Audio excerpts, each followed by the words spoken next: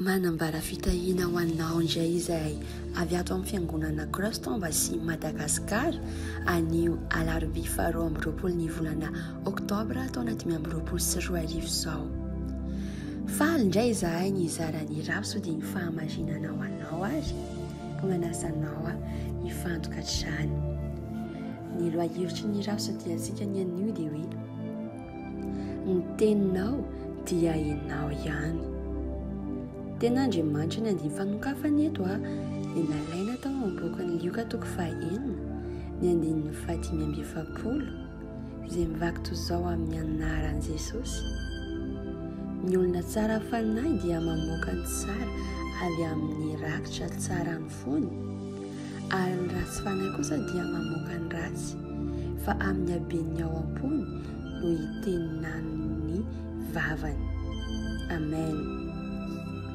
Toy izao ary ny famelabelaran'ny lelan'Andriamanitra Pastor Christian izany. Moa fantatrao va fa ny apahany tsara indrindra amin'ny maha izy anao dia ny teninao. Ny fanomezana lehibe indrindra nomen'Andriamanitra antsika olombelona dia ny fahafahana miteny, satria ny teninao no maha izy anao.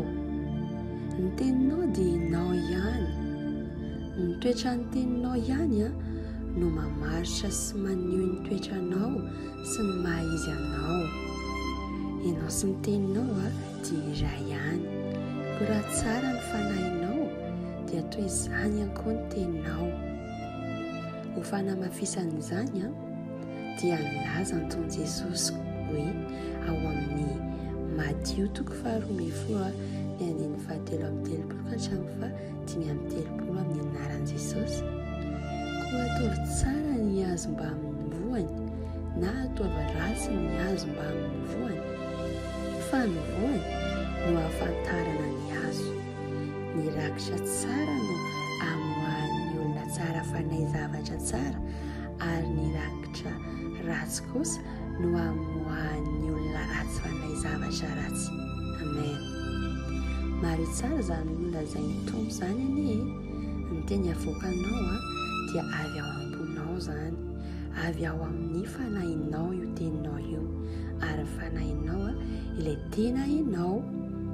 Hoy ny eo amin'ny ohabolana 7:17 amin'ny anaran'i Jesosy, fa tahaka ny heviny ao am-pony ihany no toetrany. Amen. Raha atao amin'ny teny hafa izy io dia izao: enao dia tsy hafa noho ny eritreritrao, ary ny teny dia eritreritra mitafy voambolana izany. Noho izany ny fiainana iainanao androany dia sary na rafitra ireo teninao volana na taona maromaro lazay. Tahaka izany ihany koa ny fiainanao afaka volana na taona vitsivitsy niakina tanteraka amin'izay fironao ankehitriny amin'ny alalan'ny teninao izany. Aleloia. Jereo amin'izany no mahazava-dehibe azy. Izany no maneho ny mahasarobidy sy manan-danja ny teny. Dia voninahitra an'Andriamanitra rehetra ihany izay ny fampianarana ao any anio hoe ny teninao dia enao ihany, ka izay sitrapon'Andriamanitra anao manomboka androany. Izay no izy amin'ny sitrapon'Andriamanitra ho amin'ny fiainanao mitenena izany zavatra tsara manomboka androany. Raha ohatra ka tsy nitsika tamin'izany ianao teo aloha dia hiteny fiainana ianao mba hanovanao toe-java-misy eo amin'ny fiainanao. Dia andao antsika hivavaka